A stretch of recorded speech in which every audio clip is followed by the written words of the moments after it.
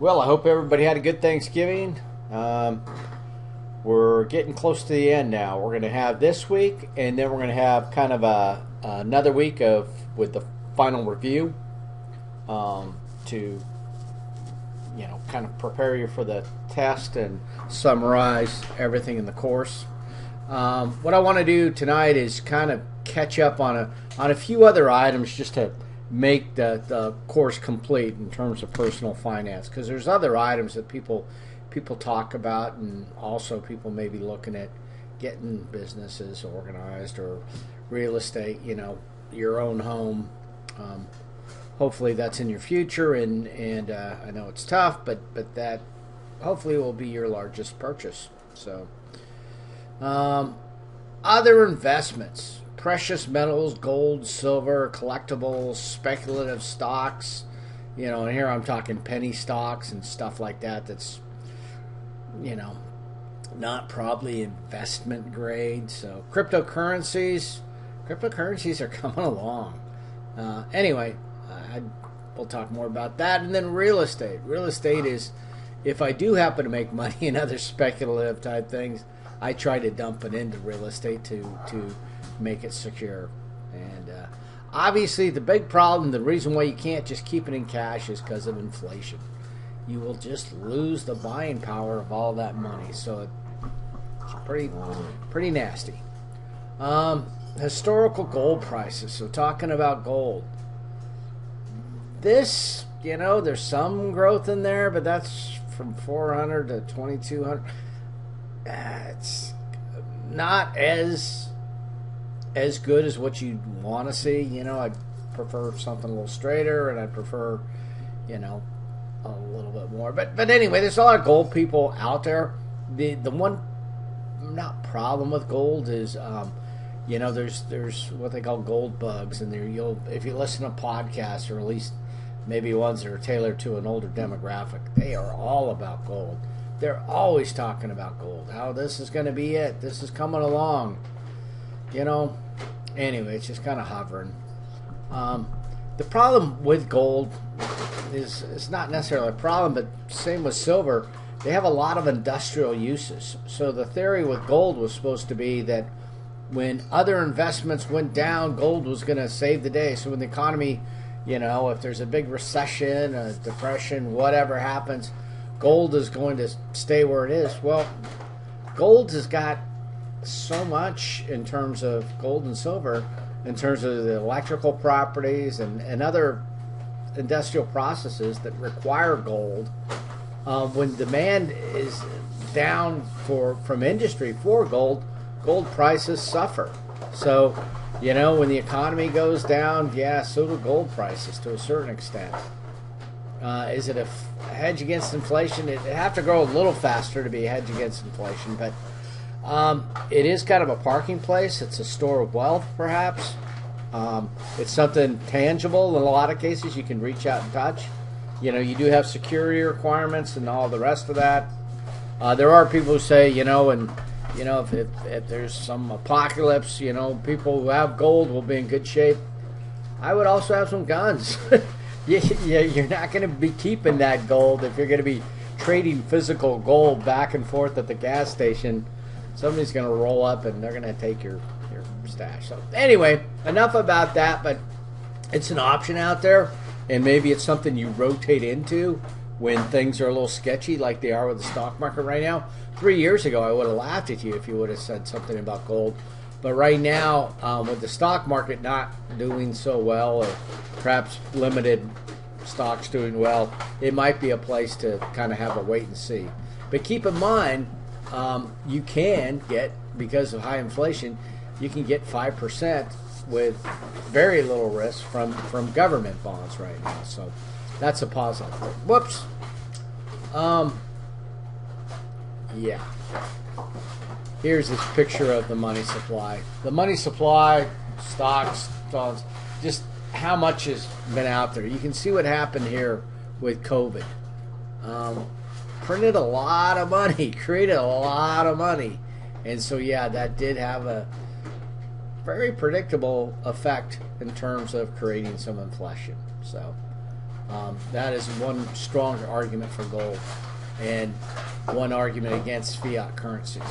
Has gold been supplanted maybe by Bitcoin in terms of the store of wealth? Perhaps, but that's probably heresy for anybody over 40 or 50. Gold tends to be the older people's go-to thing, and some of the cryptos tend to be for younger generations.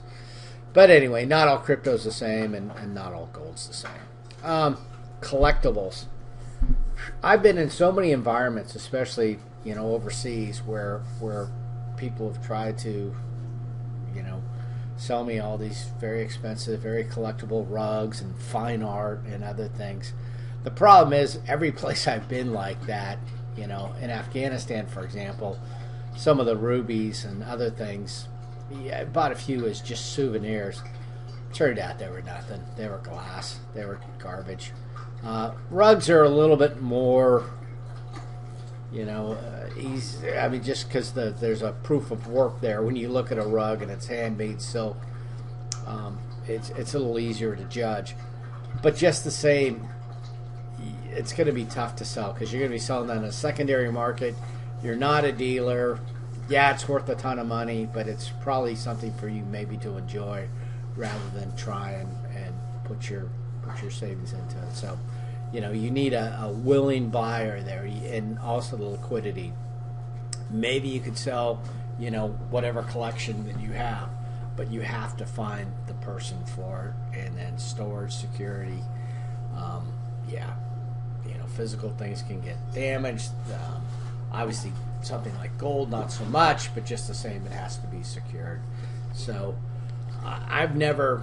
Anyway, some people can do quite well. Antique firearms, perhaps, or other things like that. But you really have to have an in-depth knowledge of that commodity. Speculative stocks. This also comes into what they call, the other, like, meme coins and other altcoin type things in the crypto sphere. But in the stock market, there's so much opportunity for bad people to do the pump and dump thing, where they run the price up, they create all this hype about a certain item, and then when it gets to their predetermined price, they sell it all in one day, and everybody else is left holding the bag. Everything is supply and demand. The reason why stock prices go up is because there's a limited supply and people want it. If there's more buyers than there are sellers, prices are going to go up. But if there's more sellers than buyers, things are going to go down. So in the SEC, the Securities Exchange Commission, if it's a publicly traded stock that's regulated by the SEC, there's fairly serious penalties for people who cheat like that and overinflate. And so you'll find the real scam artists, perhaps trading in the penny stocks, or maybe like the Canadian exchange. Canadian exchange is kind of the Wild West because it's deals with a lot of mining stocks that are not as regulated, and then they don't have the Securities and Exchange Commission. So, people can go to jail, literally, who make predictions about their health of their company if they're an officer within that company. So you see those people, try to be pretty honest with penny stocks that are below the SEC threshold. The penalties aren't quite as severe, or there's not as much regulation. So that's where you're going to find a lot of those pump and dump things happening. And then anything that's a get-rich-quick scheme. Typically, slow and steady is what wins. Quick gains. Anyway, I'm talking out both sides of my mouth there because I've done a few of those. But I've lost a fair amount of money, but I've actually made more. But that's in certain stocks when I had good information. And usually as information, I and I'm not talking penny stocks, but I'm talking startup kind of companies. But I had done a bit of research, and I also had, was part of a subscription type service where I'd got good advice. But anyway, always very, very nervous. Futures and options. Futures are way beyond what can be classified as personal finance. Futures have unlimited potential to go bad. Options, on the other hand, if you remember futures and options, futures are you're predicting the future price, and you're in a futures contract, and you have to cover that item. You have the responsibility to deliver the right and the responsibility. Whereas with options are basically a contract that if it gets to a certain price, you have the right but not the responsibility for delivery. So if you guess wrong, you're going to lose your premium, but you aren't open to unlimited losses with the use of options. So I've traded a few options before, but never futures, and I couldn't conceive of a time when I'd want to do that, just because the potential is just to keep in mind on futures and options, somebody is on the other side of that bet, the person who set up that contract, and to think that there's probably a reason why they're taking that bet or offering that bet to you. Bitcoin, the new gold, perhaps. Bitcoin works on it's a whole process where there's proof of work, where they have these complex mathematical problems, and it's the whole blockchain thing. It's a little more than I could explain here. There's some good information out there. There's some really bad information too, though.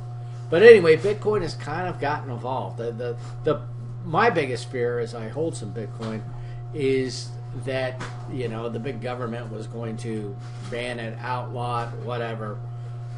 Now it's becoming more institutionalized, and when BlackRock and other people like that, Vanguard, Fidelity, are involved, they tend not to get burned. It's a funny old thing. They've got, being part of the donor class, they tend to, the politicians tend to go the way they do. So this cycle, Bitcoin typically runs in 4-year cycles, and this cycle I'm feeling much more confident because it's got, a lot of people behind it. So if something were bad to happen in terms of regulation, and it's to a certain extent, it's a little bit immune from that since it's an international type thing. But anyway, more to go into in that if you're interested. But this is a minefield. There's a lot of charlatans out there, a lot of people out there to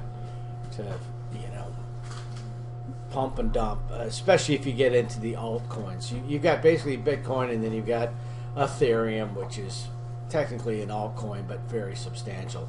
And then you've got everything else from coins that have an actual purpose to just meme coins that are just pure speculative things. So anyway, fun to play with, not a investment per se, just because of the unpredictability of it. But if you are going to get involved, buy the dip. I'll talk a little about that because it does fluctuate in prices. So there's a human nature thing called FOMO, fear of missing out, where that's why Bitcoin prices run up, because a bunch of stupid people run into the last minute and drive the price up. And again, Bitcoin is just like anything else. For every winner, there's a loser. So for every person who's made $1 million on Bitcoin, somebody else has lost $1 million.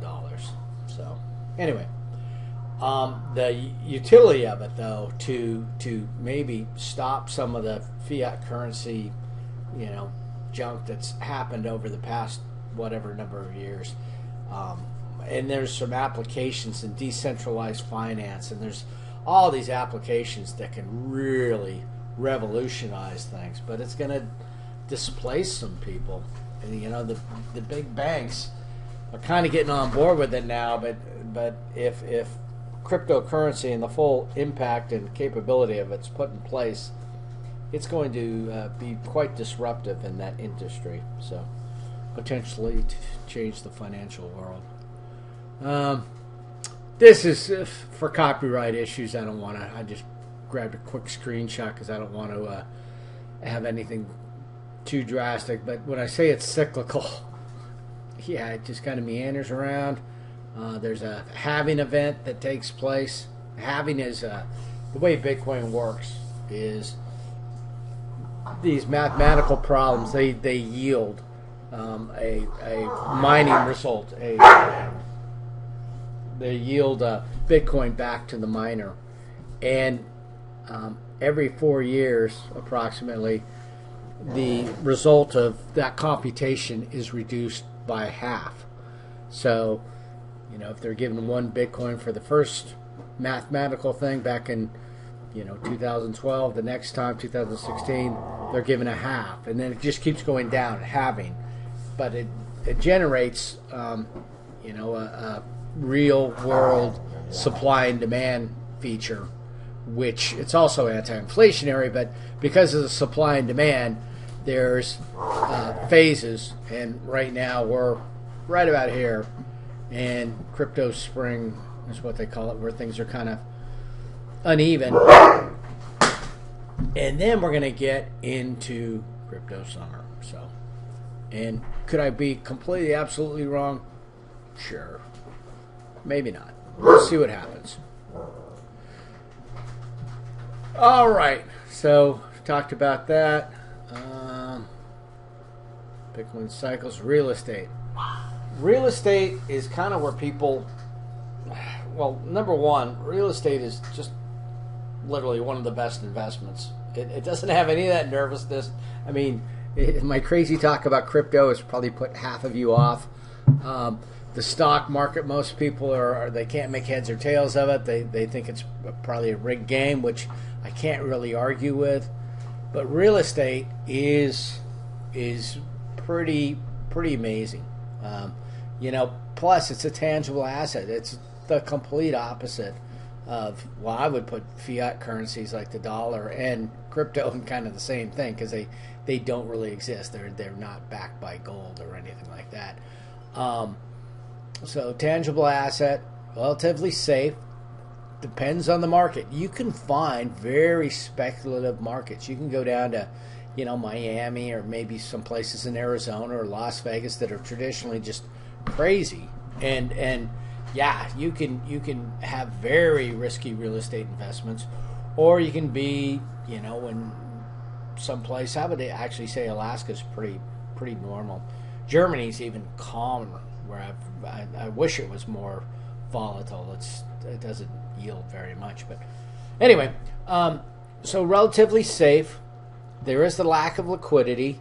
You cannot, get your money out of real estate in a few days unless you're willing to take a huge loss, and even then that would be exceedingly difficult. Most real estate transactions, and right now, that we're kind of looking at a long-term real estate liquidity problem due to the, when inflation, or when mortgage rates are about 7%, and there's no movement, very little taking place in the market.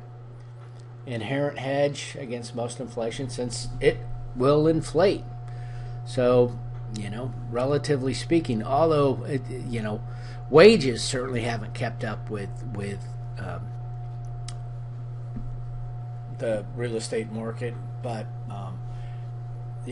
so obviously that's because wages haven't kept up with inflation either. So, and then potential to enhance your life. I mean, if it's property that you're actually living on or going to use, it's much more exciting to be walking around your property than to be looking at a real estate or a stock portfolio balance or something like that.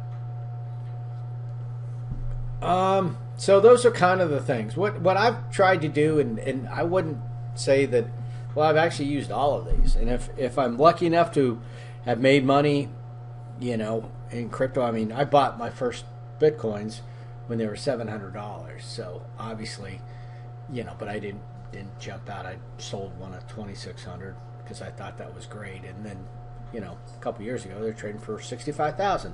Now they're back down at probably 38,000 right now. But anyway, if if you do make money in things like that, and they are a cyclical type asset, or maybe you make money in the stock market, you realize you don't have a comfort level, or you expect things to cycle, you can move them over. So, I own a piece of property up by Chickaloon that was directly attributable to a stock investment I made. I put $3,000 in a company that was recommended, again, through one of these services things, and I did some due diligence, researched it, and yeah, it turned into about $50,000. So anyway, rolled that into property like within 2 or 3 months, just because that company was far too volatile. And anyway, you can switch from one to the other. Another way, and this is more, in terms of how you're actually going to earn enough money to own a house. A lot of people find that, well, for either a side hustle or even a primary hustle or whatever, that they're drawn to some sort of entrepreneurial endeavor. And if you've got that spirit, keep in mind that it can be challenging. A lot of new businesses fail, but if you're able to pull it off, the potential is unlimited, not only in terms of financial wealth, but also in terms of satisfaction and a feeling of accomplishment.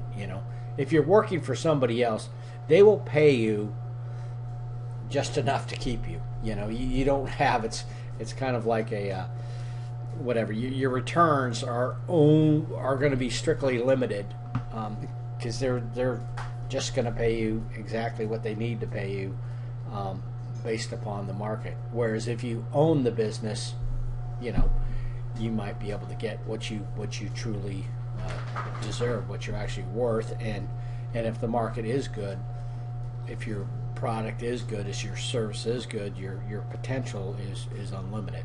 So a few things to know about that, though. I'll just run through a couple. There's sole proprietorship. This is what most businesses are, and that's not because that's the best form of business. It's just because it's the easiest, and it's kind of unfortunate. Let's say you're a painter or a plumber or something like that.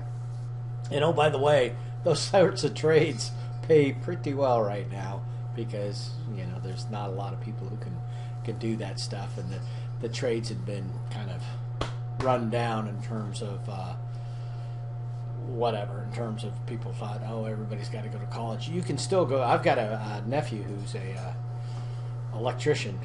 He's college educated, but he likes doing that work, and he's paid better than most college graduates. But anyway, and then he's going to buy his own business, so he'll put those college skills to use.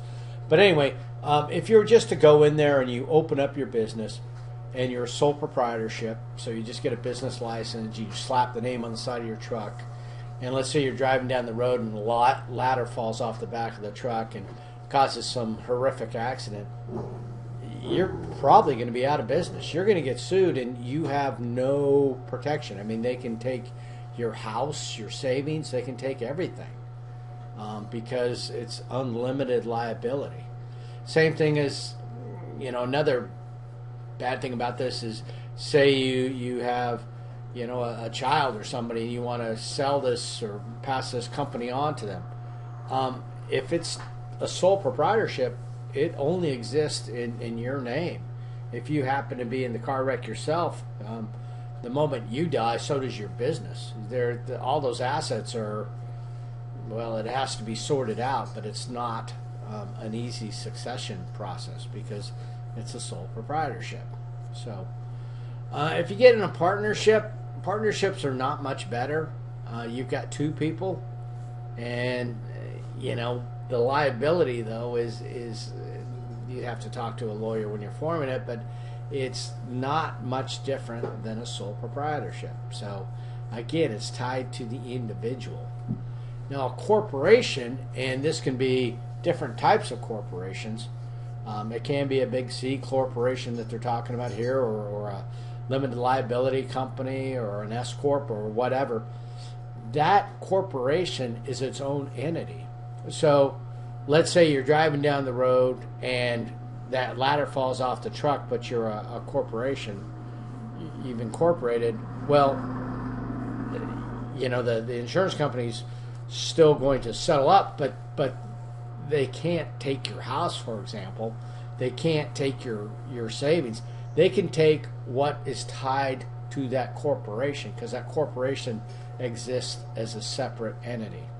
So it gives you much better liability protection. So it doesn't take much to form a corporation, an LLC or whatever. A few $100 and you're done. Do it on a state website, quite easy. So I've gotten rid of my S corp now, but it was kind of silly. I did not need the tax advantages of that structure, were not quite worth it. I've just gone back to a normal LLC. So, but again, avoid personal lawsuits, and they're quite upfront about that part with the limited, an LLC that's actually in the title. So, anyway, the S corp, you had some pass-through income that wasn't taxed, and there's some advantages, but again, a little bit beyond this course. But what I do want to, impart in you, if you do set up a business, just incorporate. Not that difficult, and you'll be very happy. So again, to summarize again, sole proprietor tied to one person. 3/4 of the companies are like that. Difficult to get credit because it's just tied to you. Here's the C corporations, very small but very big in terms of assets, and then the partnerships, S corps, that other percentage. But again, so many C corp or sole proprietors, but it's not because they're the preferred method. Ease of formation, yep. Can be dissolved easily, which is a good thing or a bad thing. But your profits are recorded as direct personal income, so it just becomes unwieldy if it's a big one. Higher taxation rate because it's all taxed as personal income. Partners.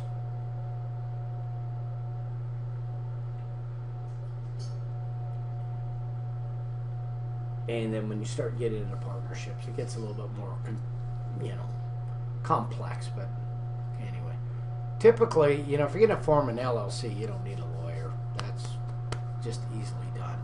You don't need one for a sole proprietorship, obviously. If you're going to get into a partnership, then you're going to have agreements that have to be signed.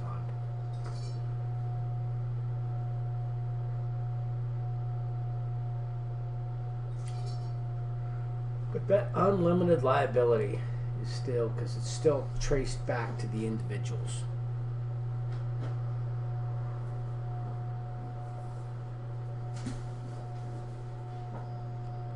And a corporation. So the corporation can do things on its own. It can be sued. It's a person. It's got personhood. And so where you incorporate too.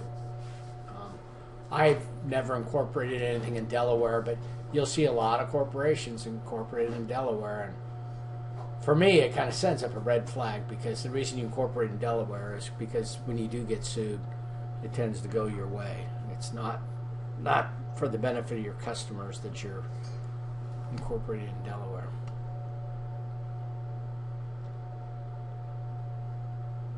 You can also set up stock, but you don't have to. Now we're talking traded. There's different levels of corporations. Private, and then big publicly traded corporations, but way beyond. If you reach this level, you've got the lawyers to sort this out for you. But you go through an abbreviated form of creating a corporation when you go to, say, the State of Alaska Department of Commerce website, and for about $250 you're set up, and you can actually. I formed a C corporation by accident the first time I did it, but I've had a number of LLCs, and I've started them up and closed them down when things fit me. So, not going to go through the different types. Most of you are going to be domestic. And then private corporations, like I say, LLCs or a small C. Initial public offering if you do make that transition. But again, this is going to involve lawyers and other people who are experienced in this. Nonprofit. I formed a nonprofit, but the problem is you don't have a lot of advocacy for forming a nonprofit. I had a great idea, and literally it was a nonprofit. I wasn't necessarily trying to make money, but the problem is that a lot of nonprofits do make money. They make tremendous amounts of money, so it's kind of a false name. It's been abused quite a bit, but it's abused by the people who can afford to do it. Some of the people who doubled, tripled, 20 times their wealth during COVID were actually nonprofits, which was a funny old thing. Elements of corporations, so I'm not going to go through too much in details on this. We already talked about preferred stock, board of directors. When I set this up, it was friends of mine, so not a big deal. Preferred stock, trying to roll through these where we don't get drugged down. Joint ventures, another method, but that's where you're developing a product. S Corp, not a big deal, fairly transparent, just a couple different tax forms, but it allowed profits to pass through, and so it was just a money thing rather than a liability thing. LLCs, quite useful, quite easy. Most of the companies I've formed have been LLCs. Now, cooperative is just going to be, that's, a lot of times these are agricultural cooperatives or other things, but typically associated, not necessarily nonprofits, but they're done for some cooperative reason. Again, you don't see that many for-profits. I guess REI is a co-op. A lot of the creameries and a lot of the agricultural concerns end up as co-ops. Okay, what I'm going to talk about now is the actual real estate purchase process. I sold real estate for just a little while. It didn't really appeal to me, to tell you the truth. If you do want to apply yourself to it, and work basically 24/7 and really be one of the stars, you can excel. You can do really well if you're super, super motivated. That's not the case with 95% of the people. 95% of the people who hold a license in Alaska are just kind of wallowing along. So, but you as a college graduate with some initiative, and you really wanted to do well, you can get involved and do that. What I'm going to be looking at, though, is in this thing is just the purchase process, and hopefully some of you, most of you, will try to purchase a home to enjoy the tax benefits and just everything else that goes along with home ownership. It's really something that's on the decline now, and that transfer of generational wealth is not a good thing. It's not good for society. It's not healthy. But anyway, searching for a home. So before you start looking at things, and especially Zillow and some of the other stuff, you really need to get a pre-approval. This is not that difficult. Typically, you personally, and I always use one, and whenever I was an agent, I always recommended people use them, is a local mortgage company.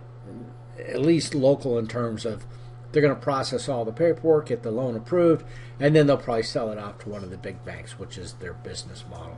So you'll get you'll do a loan with Home State or Residential or whoever, and then about a month afterwards you'll get a letter in the mail saying, okay, we're Freedom Mortgage or whatever mortgage company, Wells Fargo or whoever bought it, and they will buy the loan, and now you pay the bills to them. Nothing changes for you. The payments stay the same. It's just the people servicing the loan are now different people.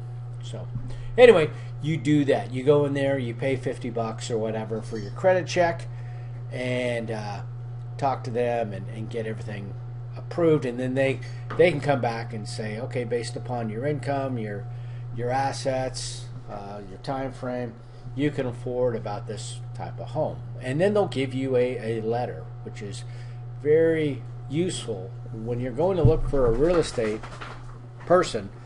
The good ones are not necessarily going to be seeking you out. You're going to be seeking them out because they're pretty busy, and they're the ones with a ton of time on their hands are probably not the ones that are really flipping a lot of property. So anyway, and sometimes they'll have a team, and that's a whole different thing.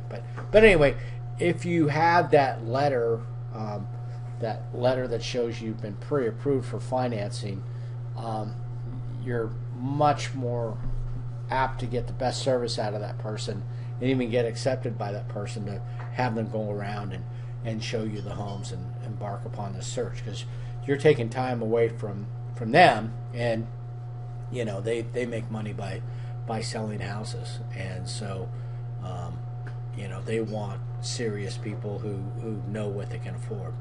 For the actual home itself, location is a key.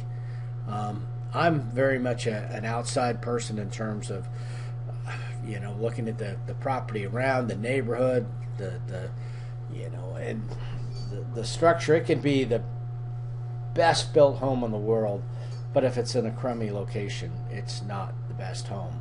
So you really need to know the locations, and up here it's very important in terms of earthquake, previous earthquake history, but more important is or more relevant in a lot of cases is landslides and avalanche potential and other things, not to mention just sunlight. So many locations, if you go looking in the middle of summer, there's places that get lots of sun in the summer and nothing in the winter. So anyway, a lot of things, schools, other things to look at, but hopefully you've got this real estate agent licensee. The Alaska real estate is filled with people who have done bad things, and so they aren't even really allowed to be called agents. They're licensees, and it's a long history.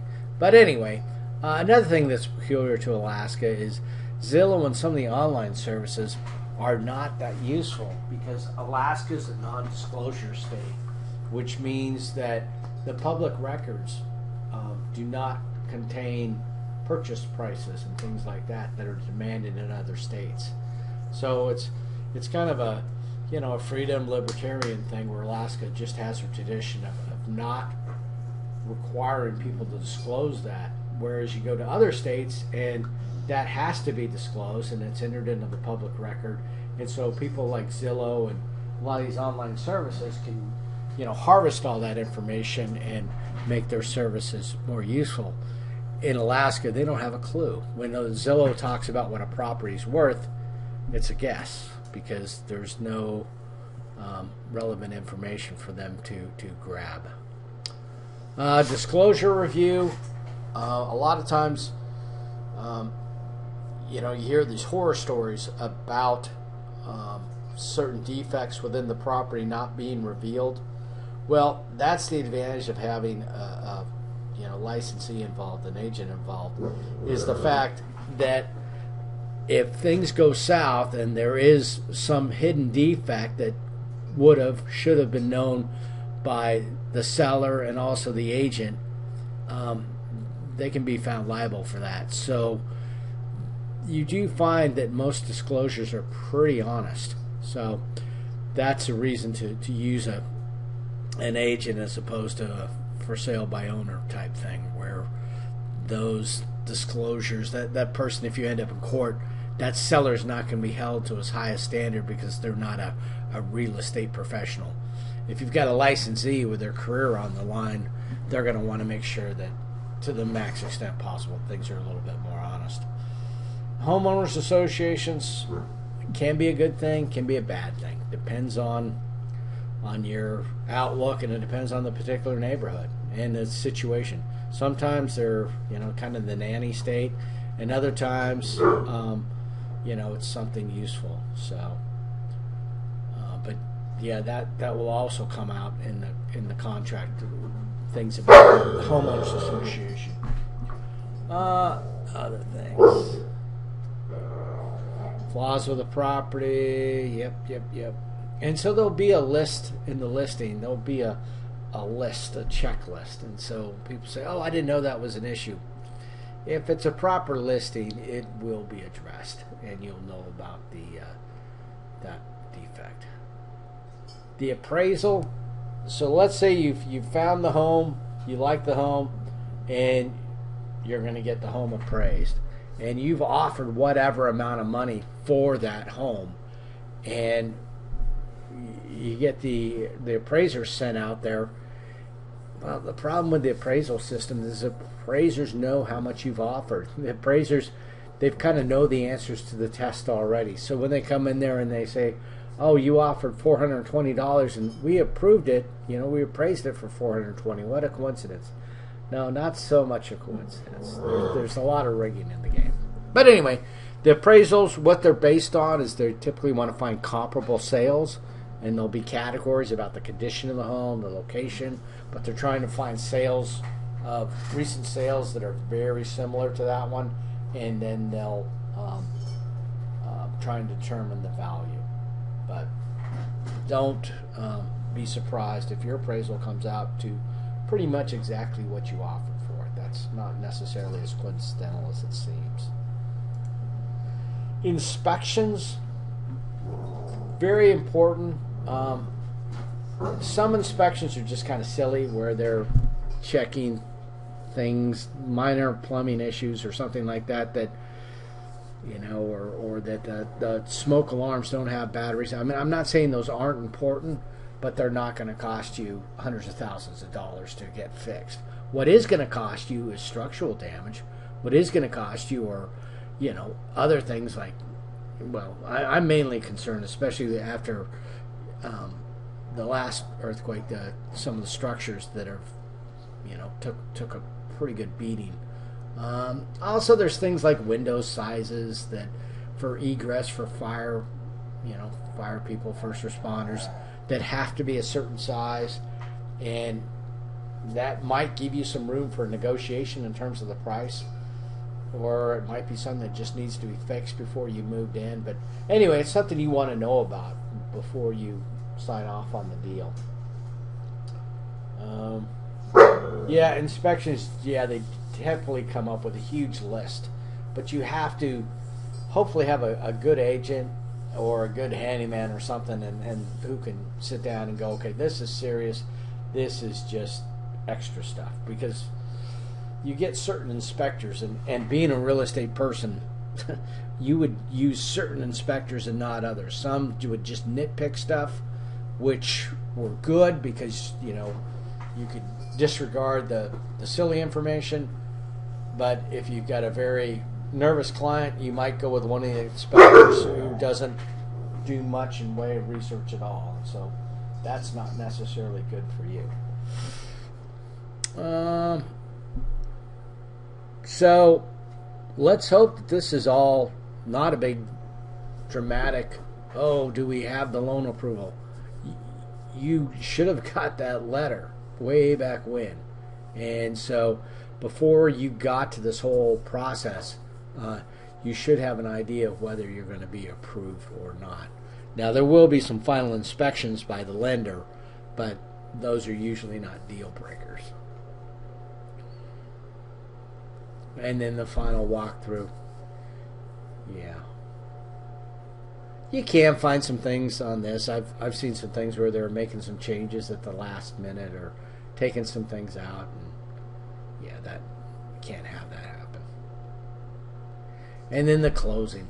The closing, it's going to be quite overwhelming if you've never been to a real estate closing before, because there's so much paperwork that's pushed in front of you in such a short time.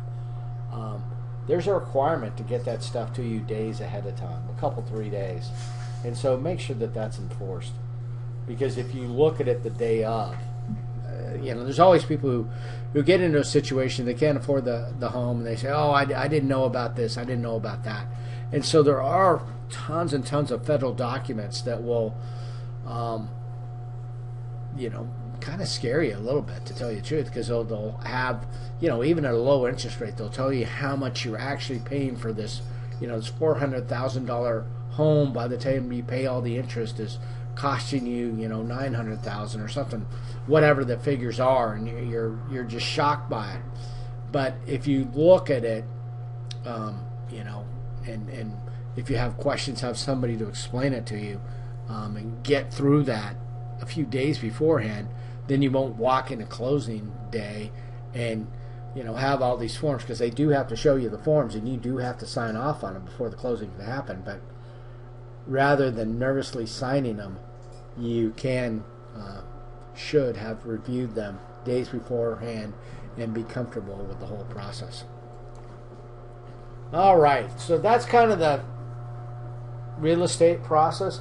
The term project, I've put this out there before. I mean, people who just don't know what to do, or are apprehensive, or don't think they're off on the right direction. I've made this offer before where, if you want to send me your term paper, a draft of it, I can tell you, whether it's going to pass or not, or what needs to be added. So, if you want to be assured of, you can get full credit for the term project, I'm telling you.